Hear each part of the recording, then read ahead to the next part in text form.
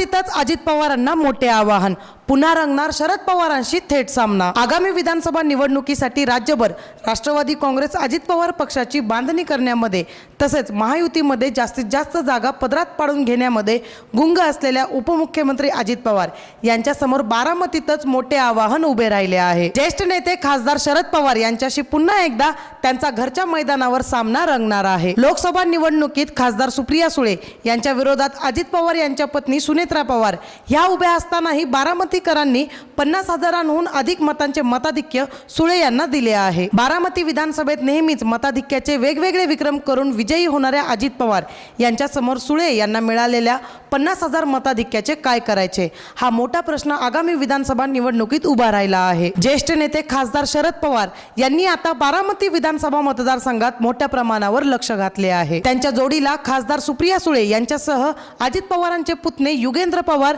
आणि आमदार रोहित पवार, तसेच युगेंद्र पवार यांच्या मातोश्री शर्मिलाताई पवार आणि रोहित पवार यांच्या मातोश्री सुनंदाताई पवार या सर्वच पवार कुटुंबियांनी आता बारामती विधानसभा मतदारसंघात लक्ष केंद्रित केलेले दिसते। शरद पवार यांनी लोकसभा निवडणूक संपताच बारामतीमधील गाव न गाव पिंजून काढण्यास सुरुवात केली आहे। युगेंद्र पवार हे बारामतीमध्ये फार मोठ्या प्रमाणावर सक्रिय झाले आहेत आणि इतरही पवार कुटुंबीय विविध कार्यक्रमांच्या माध्यमातून जनसंपर्काच्या प्रयत्नात असल्याने आगामी काळातील बारामतीची ही निवडणूक फार चुरशीची होणार आणि यावेळी प्रथमच अजित पवार यांच्या समोर घरातूनच मोठे आवाहन उभे ठाकलेले दिसणार असेही जाणकार बोलत आहेत। आगामी काळात अजित पवार यांना विधानसभेच्या निवडणुकीत कठीण काळ पाहावा लागेल असेच बारामतीतील राजकीय जाणकार बोलत आहेत। गेल्या 30 वर्षात अजित पवार यांचा स्वभाव आणि इतर कारणांनी राजकारणातून डावलले गेलेल्यांची संख्या प्रचंड मोठी आहे। त्याचा फटका लोकसभेला अजित पवार यांना बसला आहे, तसाच फटका आता विधानसभेलाही बसू शकतो असे अनुमान काढण्यास आता सुरुवात झाली आहे। आधीच राज्यासह पुणे जिल्ह्यातही अजित पवारांच्या उमेदवारांसमोर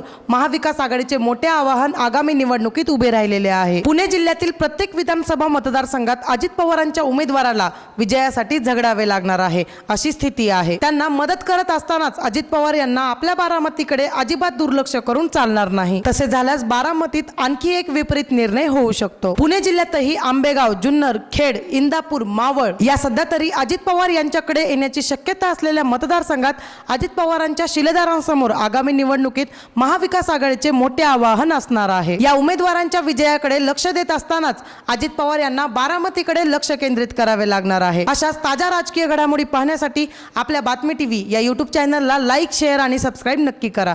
धन्यवाद।